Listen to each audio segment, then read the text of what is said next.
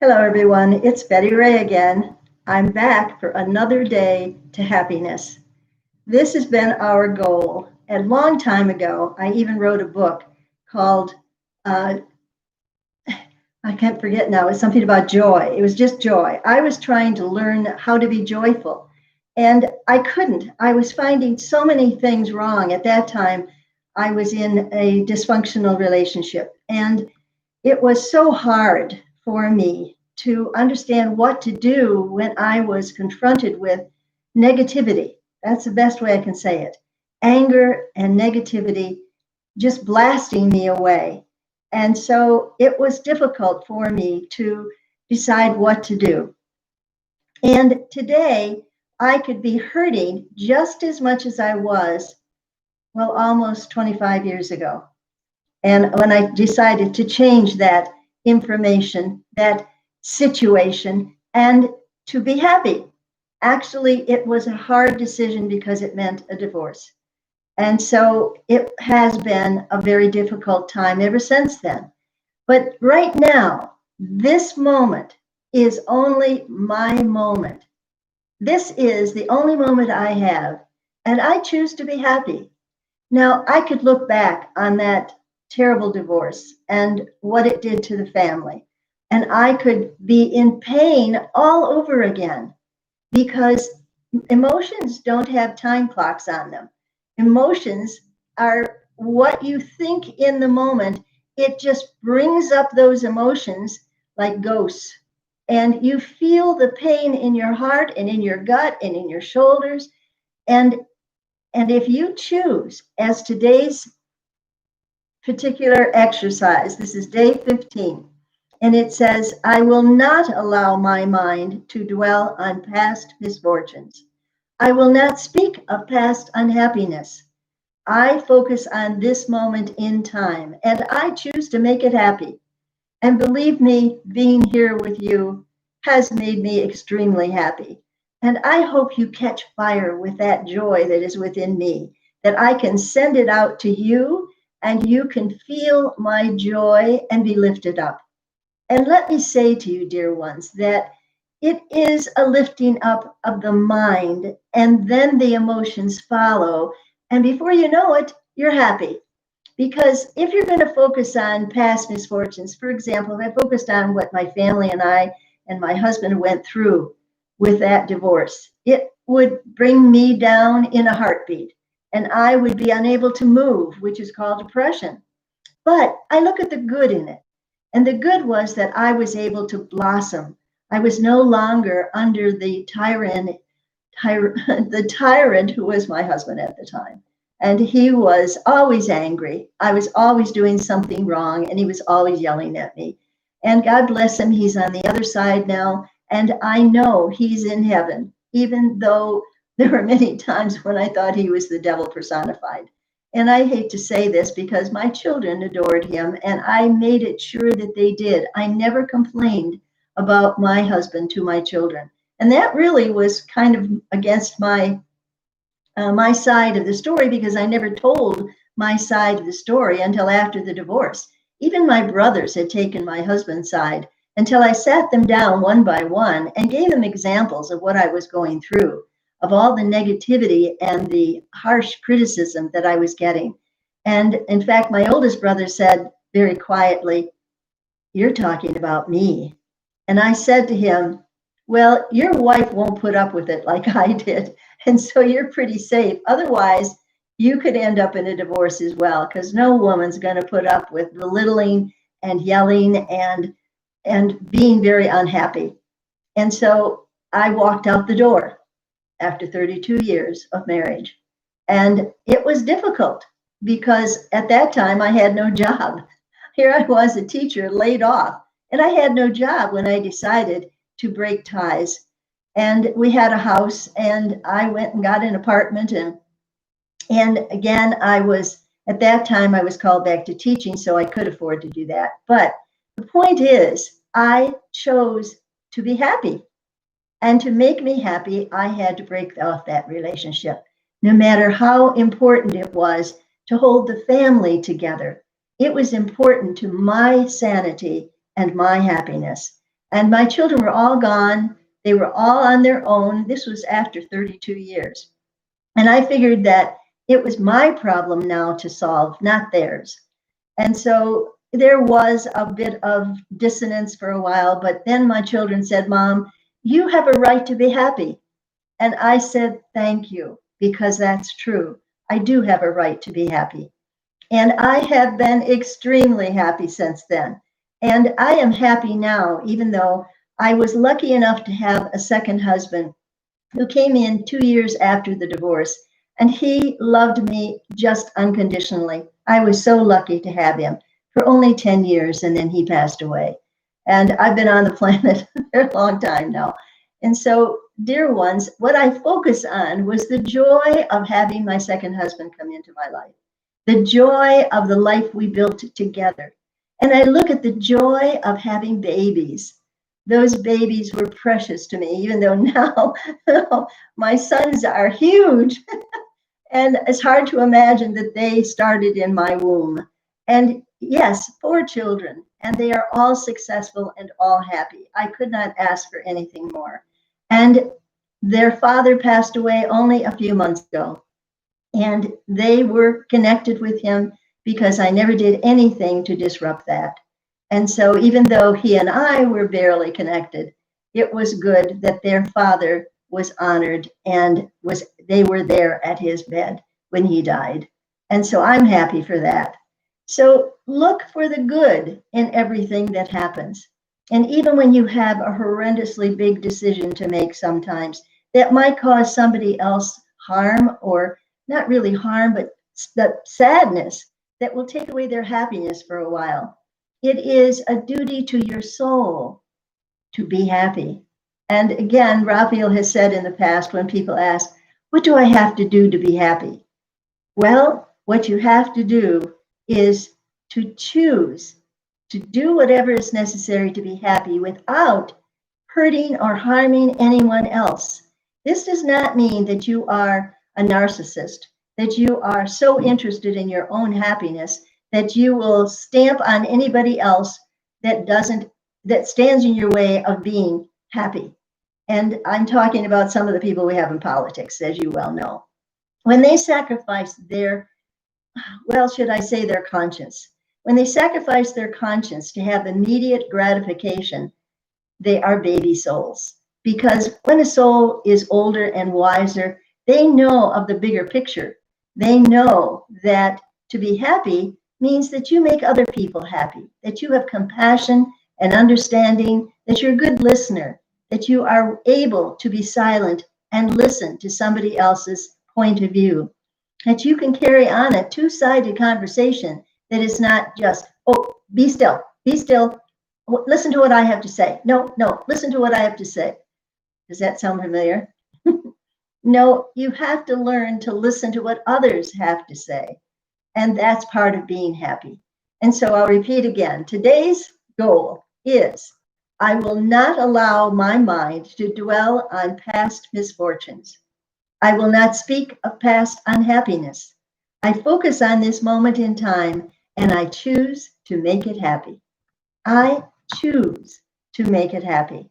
And you know how happy it makes me just being here with each of you. I am live now, and if there's anybody there, they can type in a question for Raphael or me, and we can answer it right here and now. And this is why I've let you know that I'm here at 11 o'clock every day through these next 14 days, because we are halfway through the 30 days to happiness. And it would make me very happy, and I'm sure it would make you happy to have some of your questions answered. Like, should I do this or shouldn't I do this? Now, we meaning Raphael and I, cannot make choices for you. That is your gift of free will. And what you do is you do what they call a Ben Franklin. You take a sheet of paper and you split it right down the middle. And you put pro on one side and con on the other, which you could say plus, or you could say minus, or whatever. And you write down all of the good things that would happen if you make that decision. And then you write down on the other side all of the possible, not necessarily probable, but all of the possible bad things that could happen.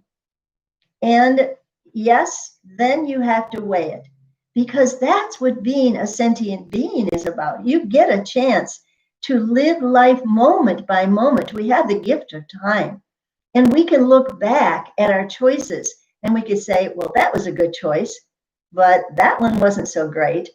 And that one was good. You can do that. You can judge it. And that's one of the gifts of time, is that you can look back and you can say, well, if I had done this, this might have happened. But Raphael always says those ifs, ands, and buts don't count. What counts is the moment in time that you're in.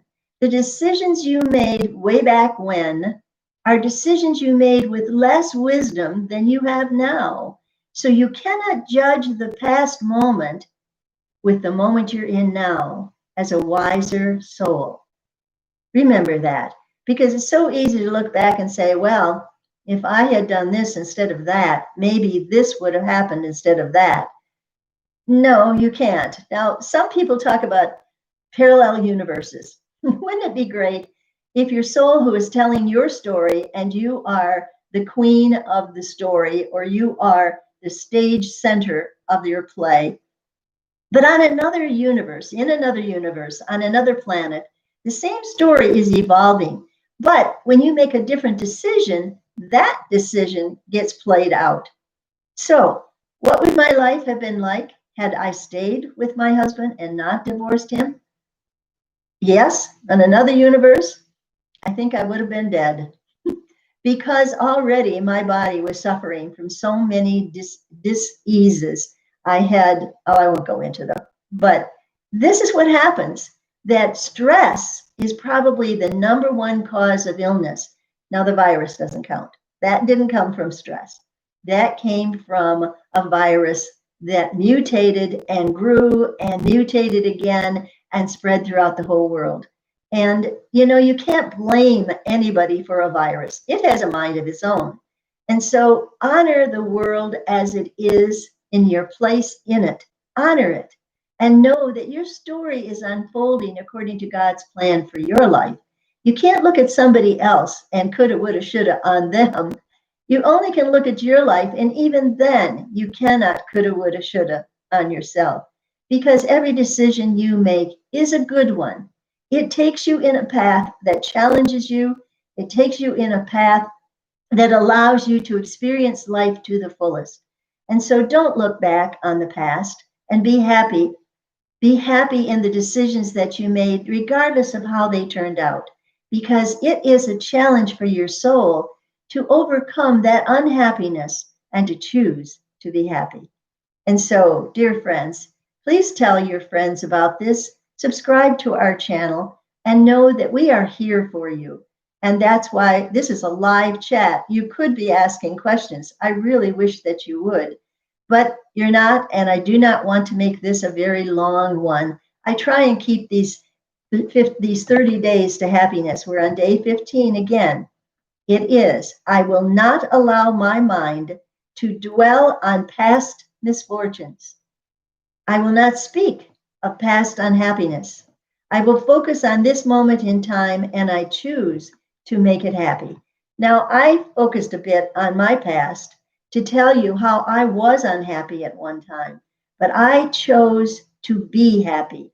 And in so doing, I made some very difficult decisions, and I've never regretted it.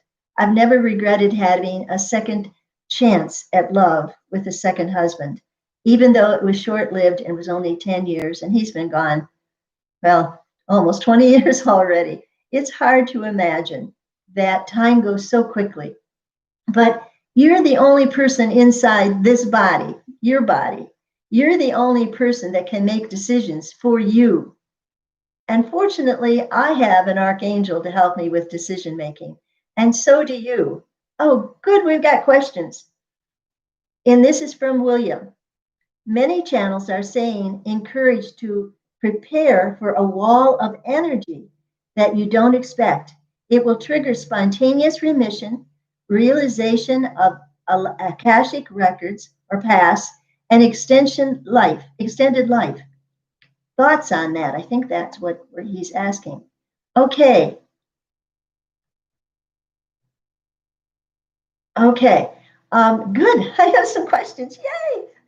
That means I'll be on here a little bit longer. So many channels are saying, I can't see if I got all of this. To encourage to prepare for a wall of energy that you don't expect. It will trigger spontaneous remission and a realization of the Akashic past and extended life. Thoughts on this? Well, that I have to go ask Raphael. So be with me a moment longer.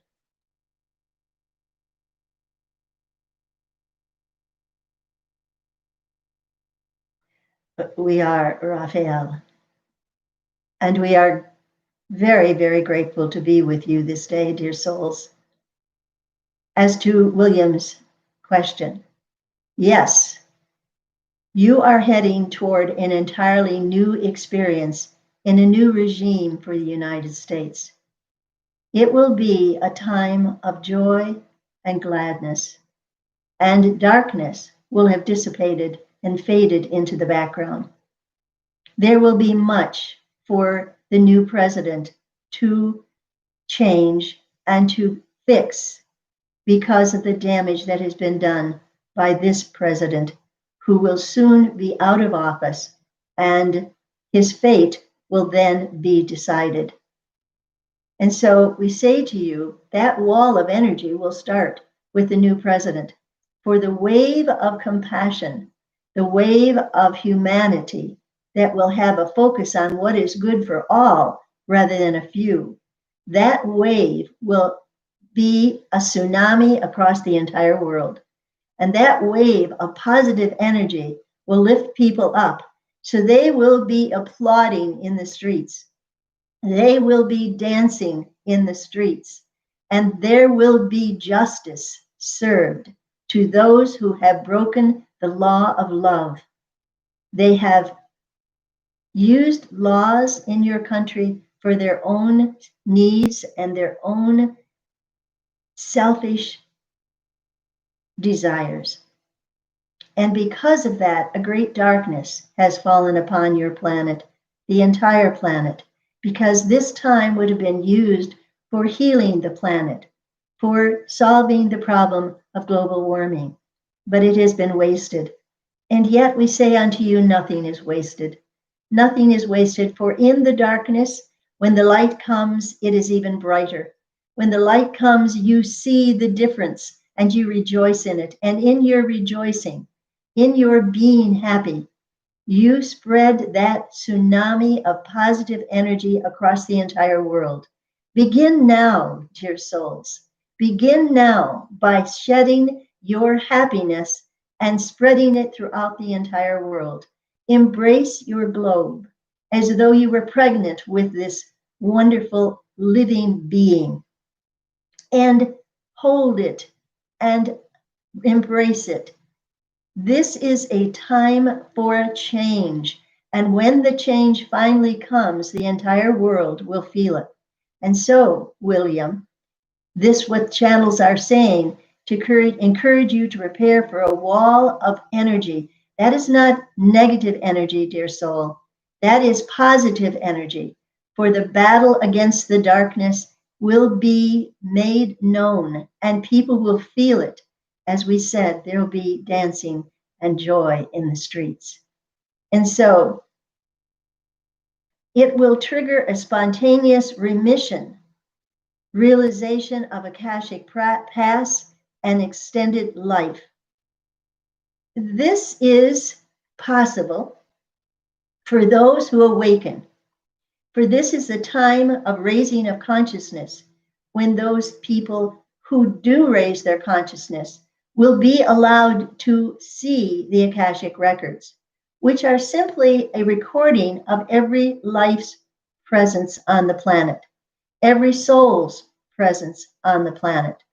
And now is the time that when this darkness passes, those who are still holding on to the darkness, when they pass over, we tell you they will not be allowed to come back to your planet Earth. No, there has been a new planet that has been prepared for them. and they will make the rest of their incarnational experience on this new planet.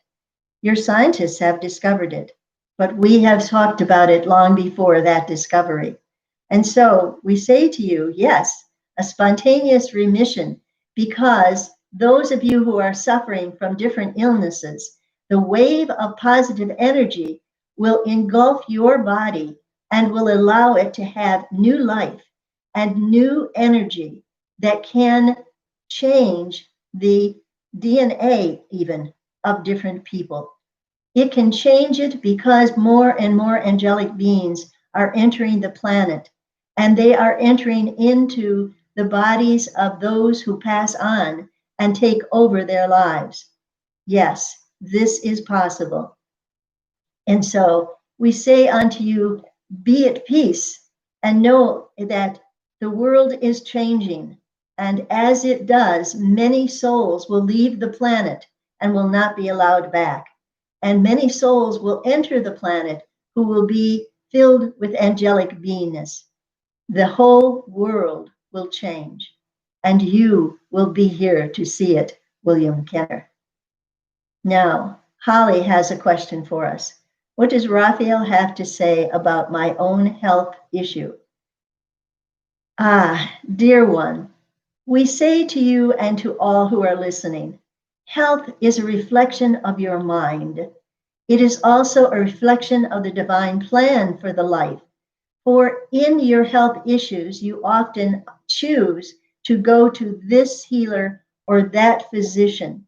And in so doing, you make a connection that was, should we say, part of the Akashic records, that you made a transition with that person in another lifetime. And the connection again was for your greater being as well as for the healer who you go to. There is never a connection that is not both ways. And so oftentimes illness is given as a means of moving you to the next connection and to bring to you new thoughts and new people. And so we say to you, be at peace in this illness that you are experiencing. Be at peace in knowing that you are experiencing the divine love, that never is an illness given with any thought but love. And it is not going to be healed except by loving it away. And that sounds so foolish to some of you who are so scientific that you say, love is not a healer. And yet we say to you, the wave of love that is coming to your planet, as Mr. Kenner has suggested, is going to make such a difference in the world that it will raise the energy of the planet and spontaneous healing will occur. And so William comes back again and says, we thank you both. Let your light shine. And he sends love. And yes, we thank you for coming in and speaking with us this day. We are delighted to be here to be able to speak to you. For in the embodiment of the one called Ray, we choose to use this female body because of the compassion and the love that comes through her. And it makes it easier for us to blend our energy with hers. And so we say to each of you, be happy, for indeed it is your choice. Be happy, dear ones, and know that your angels surround you, that all your needs are met. And if illness is part of it, it is a need that your soul has to express in this lifetime for reasons beyond which you cannot see.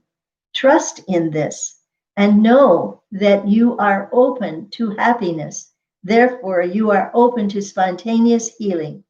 And to do that, you need to let go of this world and be willing to accept whatever is truth for you in the moment as what you are experiencing for the greater good of the planet and for the greater good of all souls on the planet. For you, William Kenner, have given your life over to God at this point in time. And therefore, whatever happens will happen for the greater good of you, as well as for all those around you and for all those people on the planet who are touched by your prayers and your thoughts. You are immobilized at this time so that you can go within, so that you can raise your consciousness, so that you can be a light bearer without the distraction of anything else to do. And so you are perfectly created in this moment in time to do your assignment of being a light bearer to the world. And so not only do we thank you for your presence this day, but we thank you for all that you have done already. And all of those who are watching this channel know that you are a light bearer. You bring light in a darkness that is part of this world. And the darkness is dissipating.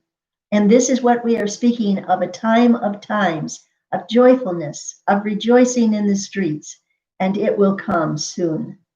And so to each of you, we say, remember the law of love. Be love to others and be love to yourself. And with that, we give you back to Ray.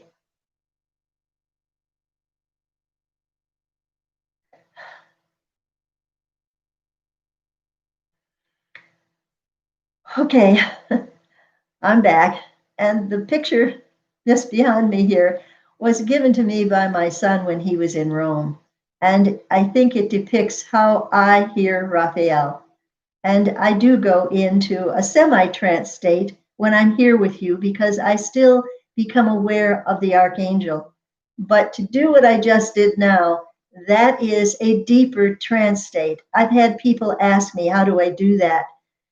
Well, it's not something everybody can do. I've discovered that. It is something that takes discipline. And part of the 15 days left to happiness here, we say these are disciplines of the mind. And so if you are just beginning with us, go back to day one and begin to learn to discipline your mind, put a guard on your mind, because you are the only one that can create through this body that you have. You are the only one that can take God's inspirational messages. You are the only one that can be you. And you are the star of your show on planet Earth's stage. Be a star. Be joy unto others, as Raphael would say. And right now, be at peace. Be happy. And come back again tomorrow at 11 o'clock and tell your friends to join you. And thank you again for coming today, William and Holly. And we hope that your health issues with Holly, that you are given enlightenment, that you know what you are experiencing has a purpose beyond what you can see. Raphael is saying, be patient with your body and do not push it beyond its limitations, he is saying. And so be kind, and you have pushed it way beyond your capabilities of endurance because you have such a sense of joy and honesty with your students that you give and give and give of yourself until yourself is hurting and needing time for itself. And so be at peace, dear Holly and William, and thank you for coming to us this day.